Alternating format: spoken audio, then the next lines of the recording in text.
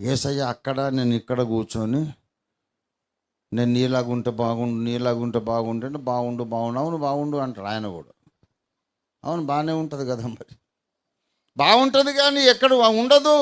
ఆ స్థితి రాదు వాస్తవంలోకి. ఆ స్థితి రావాలంటే ఆయనకు నువ్వు ఇంత అంగుళం దూరం కూడా ఉండొద్దు. ఒక చిన్న గాయం చేసుకొని ఆయన గాయాలలో నీ గాయాన్ని పెట్టేసి అంటు కట్టబడాలి. అప్పుడు యేసయ్య జీవము నీ లోపలికి ప్రవహిస్తుందన్నమాట. యేసు జీవం నీలోనికి ప్రవహించినప్పుడు అప్పుడు అంతవరకు ఎన్నడూ పుష్పించని అందమైన పుష్పాలు, అంతవరకు ఎప్పుడు పండని అద్భుతమైన ఫలాలు నీ జీవితంలో నిండిపోతాయి.